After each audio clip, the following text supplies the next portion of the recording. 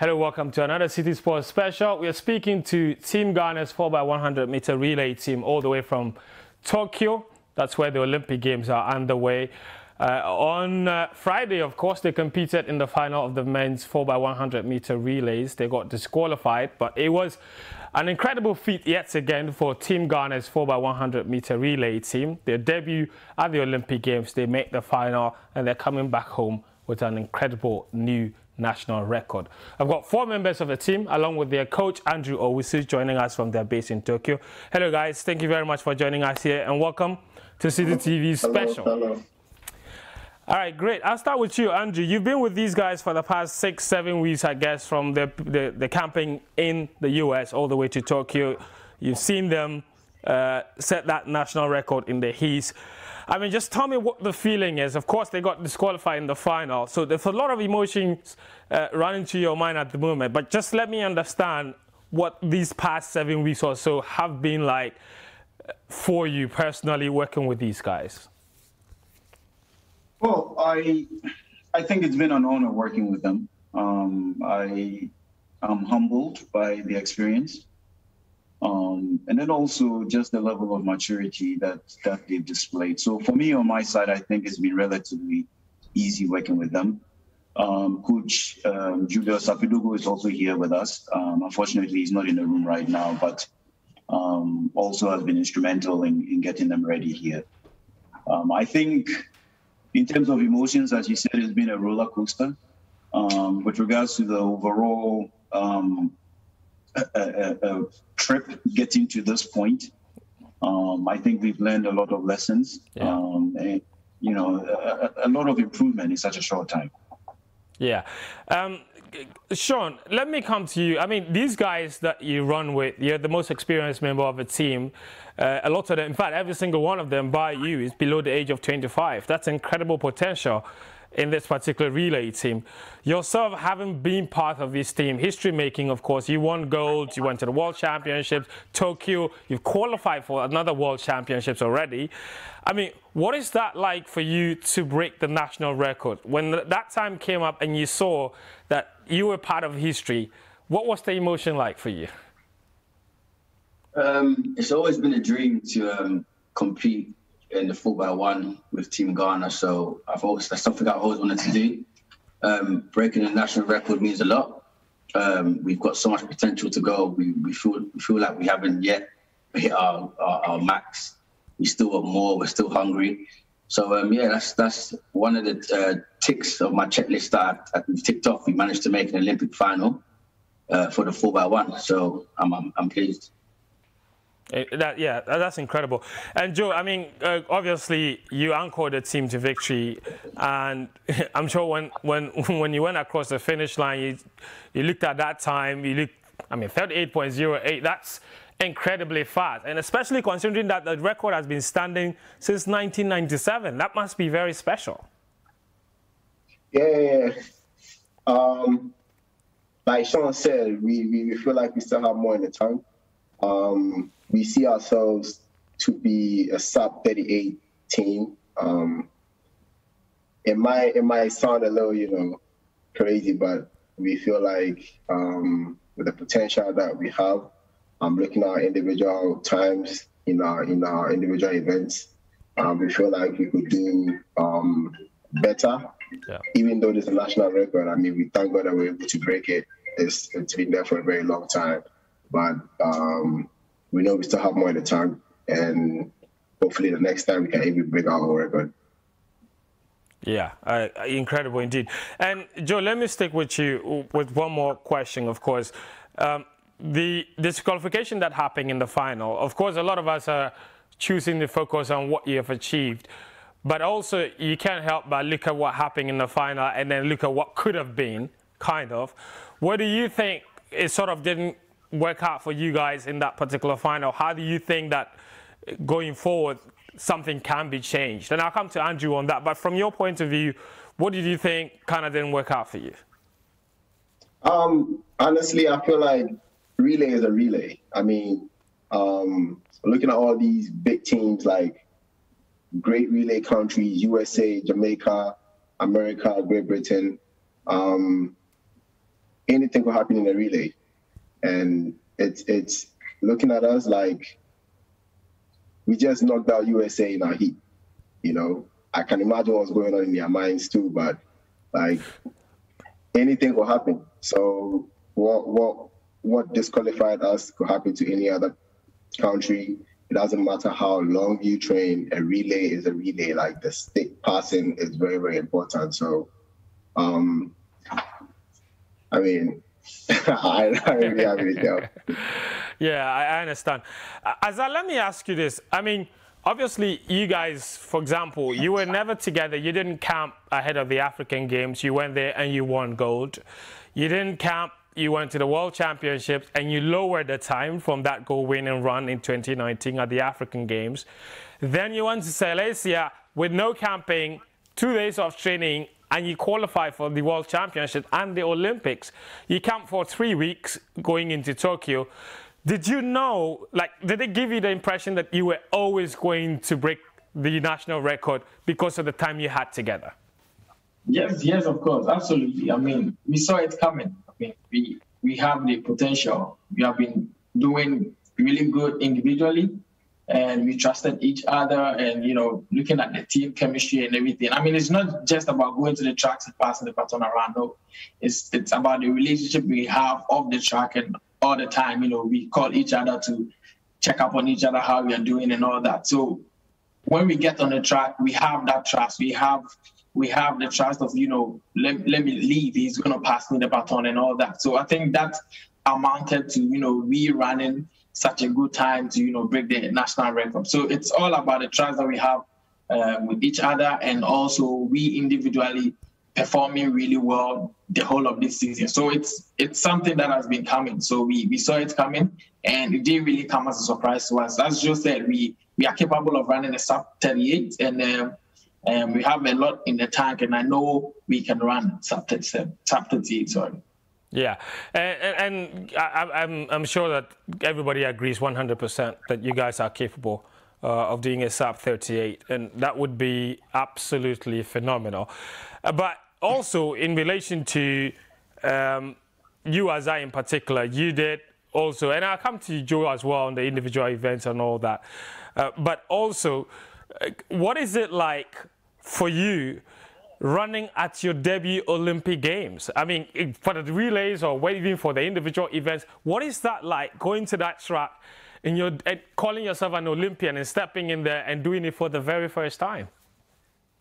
I mean, it comes with much joy, you know, to do something that most athletes, you know, wish for. I mean, a lot of athletes wanted to get to this podium, wanted to get to this stage and couldn't make it. So making it alone, I feel accomplished. But, you know, I had to, you know, come here to deliver and everything. To have your debut and, you know, to run against Johan Blake and the like, you know, there are people that we looked up to, you know, we being kids when we started running. And to run alongside him shows how far you have come. So, I mean, I felt really proud of myself. Aside the nation, you know, supporting me and all, I felt really proud of myself. I knew that, yes, you know, I took track serious, and this is where I am now. And to be able to, you know, get to this stage is something that I can, you know, boast about, and all that, you know, get to any place and say that, yeah, I'm an Olympian, and I work hard for that. Absolutely. And you know, that interview that Andrew did of you for the GAA channel, it was a very professional interview indeed. Well done, Andrew. That was, all the questions were answered. So I'm not going to go into like the details of the race itself, but I know what it feels like to taste a bit of glory and how much you want it even more. Because at the moment, yeah, I'm sure right now, if they say next week is another Olympics, you'll be so excited because you feel like you want to get in there and right the wrongs. What kind of hunger do you think that this taste of your first Olympics is kind of hardening you the drive to try and achieve a lot more in your next international games and what have you? I mean, so getting here, I've learned a lot, you know, and the difference is not much, you know.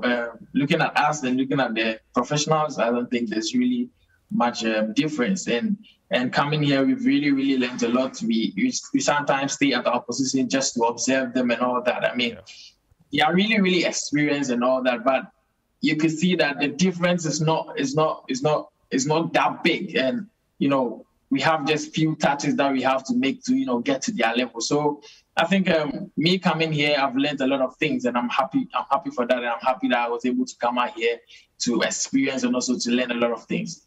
Absolutely. And Zafo, that's a very long journey for you. Accra all the way to Tokyo. It's of course, you didn't run, but training with these guys as an athlete that's based in Ghana, tell me what you've learned, how much you think that being with these guys has improved you or has helped you in your career, and especially going forward. You know, first of all, I give thanks to the Almighty God. You know, it wasn't easy to come here. I want to say it's a dream come true. You know, any athlete is dreaming one day to become an Olympian. Being here is a very memorable year for me.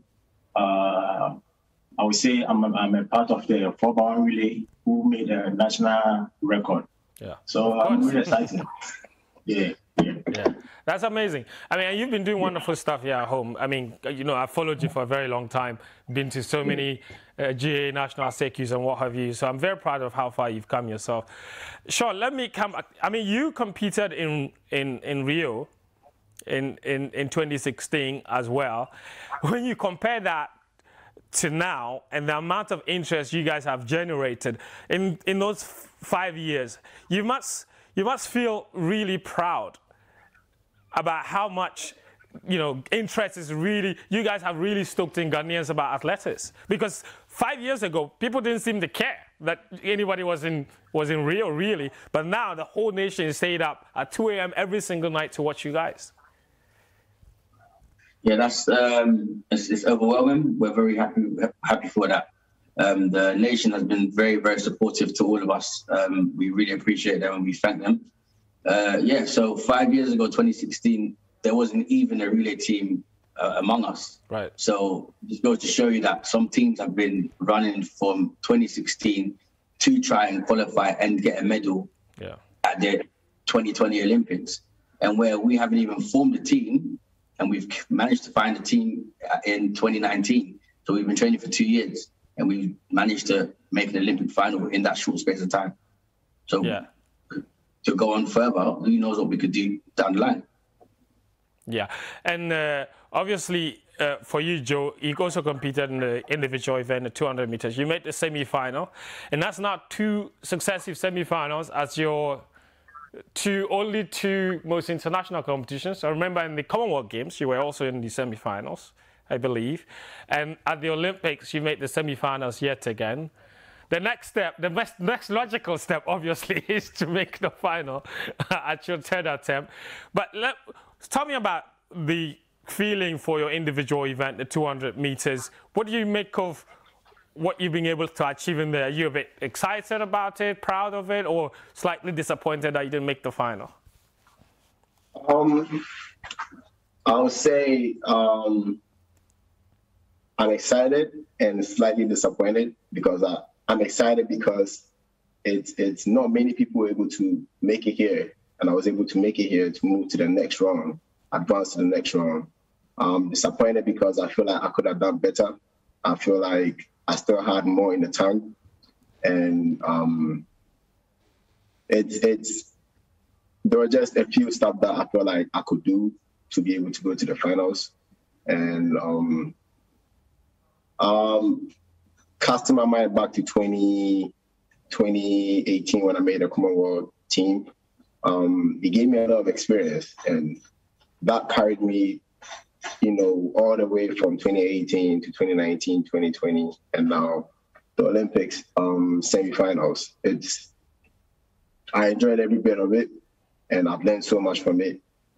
And I know for sure that the next Olympics or the upcoming World Championships, I'm going to make the finals, like you're saying. I mean, you see the trend, so I know what I can do. I see it coming. Yeah. I don't doubt it. I see it coming. I hold you to that for sure. But also, I mean, obviously, apart from the relays, you yourself, you're coming back home with with a record, the fastest time any Ghanaian has ever run over 200 meters at the Olympics. And a lot of Ghanaians have run at the Olympics in the 200 meters. So that in itself is something to be proud of. So obviously, like you said, you're proud, and we're all very proud of you. Andrew, let me take some words from you with regard to the team's training. And I am your biggest supporters, but at the same time, also your biggest critics, of course. So I need to point out the fact that in 2 successive finals now, he got DQ'd. What's going on there? Don't go there. No, but Trent, in all honesty, I have a saying that regardless of how well you've prepared, right, something could always go wrong. Right. Think about US's history. I mean, they've spent a lot of money. They've had their guys together. They've had training camps, even here in Japan, isolated, and they even tried different combinations, and yet it didn't work out for them. So, especially at this level, and since, all the guys here have competed at championships level before, you need a bit of luck. I have to be brutally honest. Sometimes it's just a bit of luck, and sometimes it works your way, and sometimes it works against you, right? On the technical side, in terms of what went wrong in the final, that's something that we have agreed as a team to defer to much later, to work out the details and figure out what we need to improve on. But I am so proud of these guys, for the amount of work they put in. And how far they've come in such a short time. And that's the other thing that Sean kind of mentioned this, and I don't know if it registered. If you think about some of the other teams, how long they've spent together. Right. And, Sean said 2 years, but we haven't been together for 2 years. We've been together for 3 weeks. Yeah. And I was going to go back, Morocco, how many days do you guys have? About a week. About a week, right? So let's say 7 days.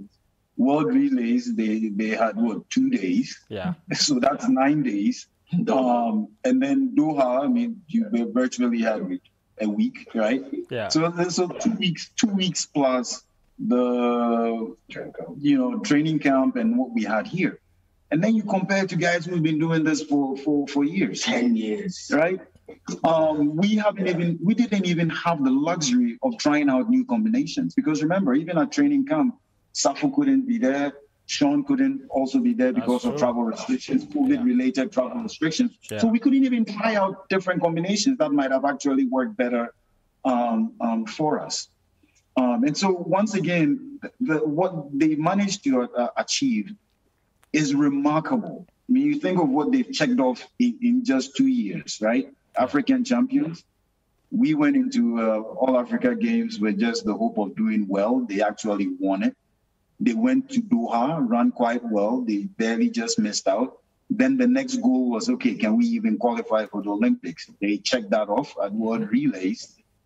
And it's like, okay, maybe can we get a little bit of training camp in, which we did, but it wasn't as successful as we wished. Yes, because, not the entire team could come together. Then it's coming to the Olympics. Okay, can they do well enough? Maybe hopefully advance to the final. They check that off. Yeah. And then we get a small issue in the final where we didn't perform as well. And so the way we should be looking at this is we kind of checked off 80% of what we were supposed to. That is a national record, right? Yeah. It's incredible. Yeah. So for us on the technical side, we are going to talk about that later. And trust me, these guys want to fix whatever went wrong even more than any pundit out there. And you have seen a lot of relay teams in your time competing for Ghana as well. So I'm going to push you to the world. Training with these guys, you competed with a lot of relay teams in lots of different championships. And now you're training these guys, you're with them every day. They have the national record now. Just how huge is the potential, and how far do you think they can go if, and it's a big if here, they get all the necessary tools they need to succeed? First of all, they've already set a national record. So they are the undisputed... greatest relay team of all time. Yeah. I mean, in our history, no other relay team has run faster than these guys. Yeah. And by the way, let me get one of my pet peeves out of the way. I really resent it when people talk about the good old days, the good old days. Think about the record these guys have set, and not just the sprints. But if we focus on just the sprints, right? Ben has run faster than any Ghanaian in history. Correct. Joe has run faster than any Ghanaian in history. In the 200, yeah. And then Ben has also run faster, other than Joe, than any other Ghanaian in the history of the 200 for Ghana. That's true. Just think about that. And then they also, and then they also own the national record in the 4x1.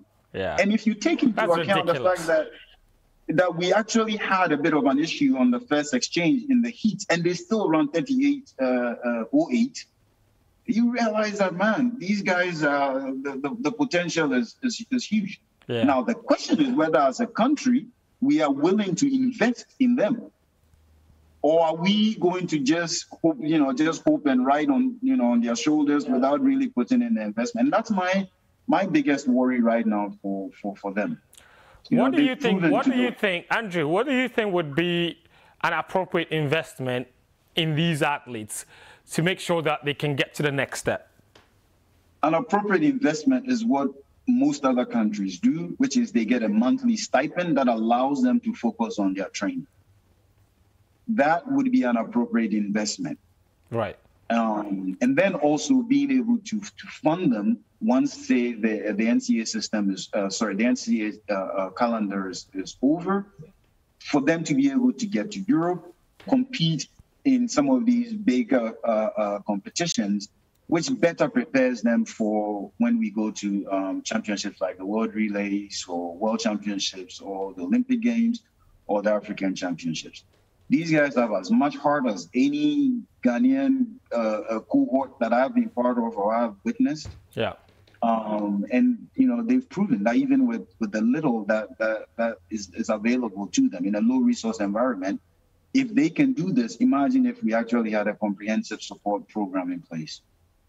That's incredible. So I'm assuming, for example, if we have an annual $50,000 investment on each of these athletes by 2023, they would be absolutely blazing it at the African Games here in Ghana. Yeah. And one of the things that on the flip side, and let me switch to my Professor Dodo mode. Yeah. Which is, with that level of investment will also be higher expectations, and really making sure that investment is utilized really well. Yeah. And so that's something that I think would come with that level of investment. Absolutely. Having said that, these guys are consummate professionals, the way they go about their business. And what I love about them is they're also very relaxed. They don't. They're giving fist bumps for certain records. It's great. Guys, let's wrap it up because we, Joe, I mean, you graduated during the COVID era. What's next for you now? I'm gonna try to get my CPA. Okay. Yeah. That's your master's. Get my CPA. Okay. So what would be? So I mean, but obviously that could happen in the next year, I believe. But you still have So you still have a few more years, maybe an extra year to the African Games. There's World Championships in between that, and what have you. How do you plan on balancing all of that? I know you've already been doing it, but now the expectations are a lot bigger, and even your own goals are a lot bigger than before. How do you plan on juggling all of that? Yeah. I'm glad you said I've already been doing it. Yeah. So, yeah, I mean, it's all about time management, being able to balance everything and apportion the time appropriately. So that's something I'll talk to my advisors. I'm lucky to have Professor Andrew here, and also Prof. Dodo has also been a very, very good mentor to me and the whole team. So having them around me, I feel like, and also my uncle, Dr. Victor Entry, he talks to me every day about, life after track.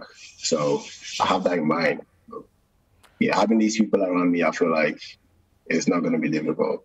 Yeah. Yeah. And having all of these people around you, I feel like we're going to be talking about Professor Joe Paul Amoah very soon. But Fen, can I say something also? Said is that within Ghana Athletics, we don't look at our athletes as just athletes. So even as we push them on the field, we equally push them in making sure that they are also taking care of business for life after sports. Yeah, that is true. So that mentorship piece is so important, because if we invest in them, not only on the sports side, but also making sure that they take care of business, then guess what? When they finish, they give back to the sport, or they are in a position to actually give back to the sport. Okay. I agree 100%, and that is a laudable one. You still have, you're a sophomore now, I believe, second year.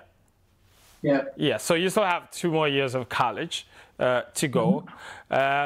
Is that, and you basically have smashed every record in Division 1 now. Are we going, sorry, in Division 2 now?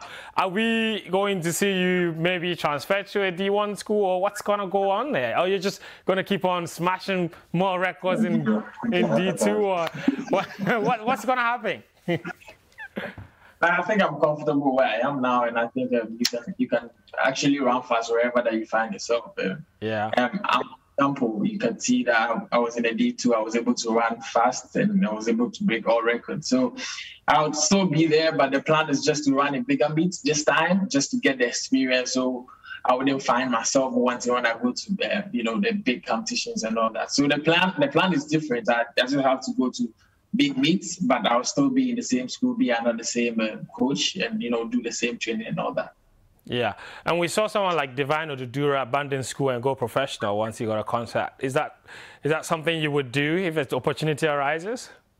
I'm different. I feel like to get to a point that you will stop track and all that, things wouldn't go on sometimes.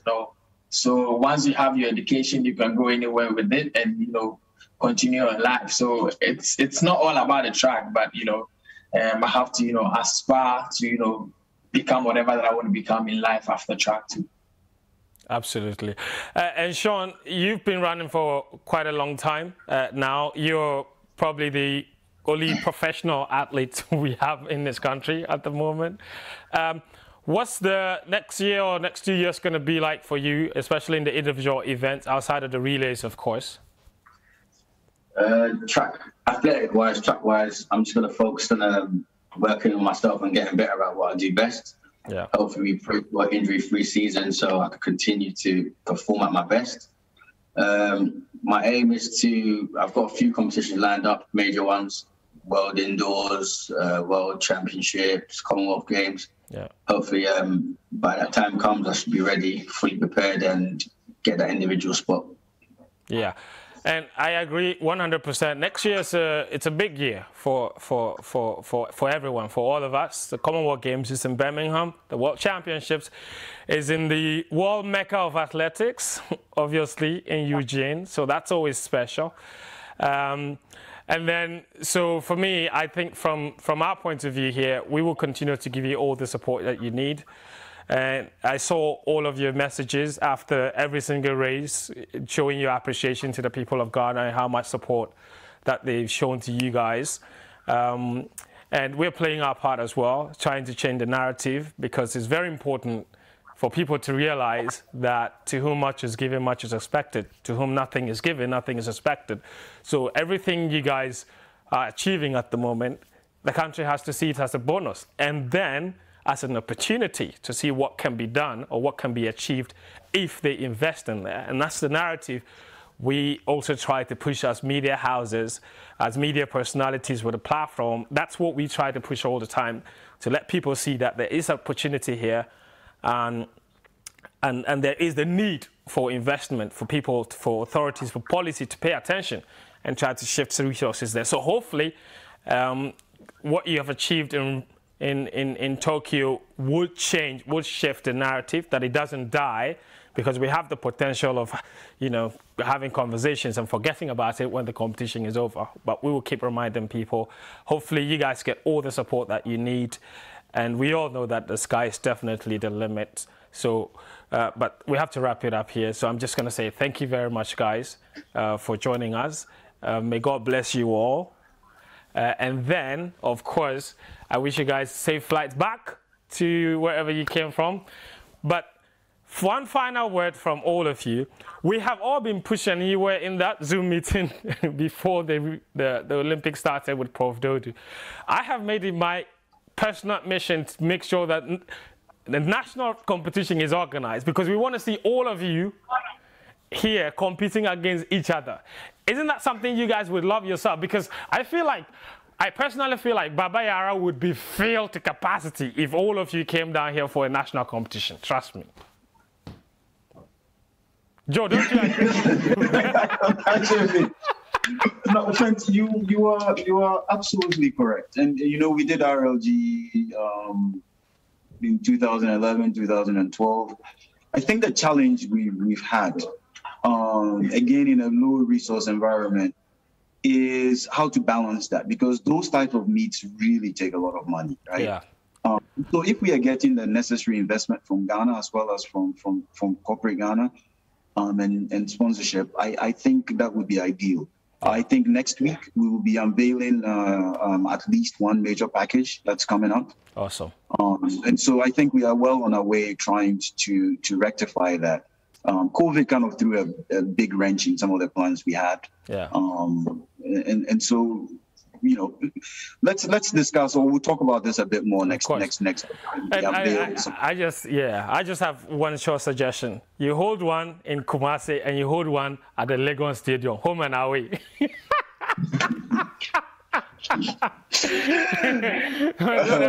know what's going to happen? What's going to happen? Ben will say 100, Joe will say 200. And they will not run against each other. Come on, man. Sean said you do the 400, right? Sean is going to go for 400. No way. That's not going to happen. Safu will do 1,500. Anyway. No, but I think that would be great. It would be such a motivating thing, especially for the younger athletes. Yeah, for sure. So, all right. So, yeah, great idea, and it's something that we definitely are looking at. All right. Thank you very much. You guys are amazing. We're very proud of you, Joe, Azza, Safo, Sean, and Prof. Andrew. Thank you very much for your time, and all the best. Back to your destination. Thank you very much. And that's the Ghana relay team from their base in Tokyo speaking to us exclusively here on City TV. My name is Fentio Tahiru Fentio. Until next time, do take care of yourself and bye-bye.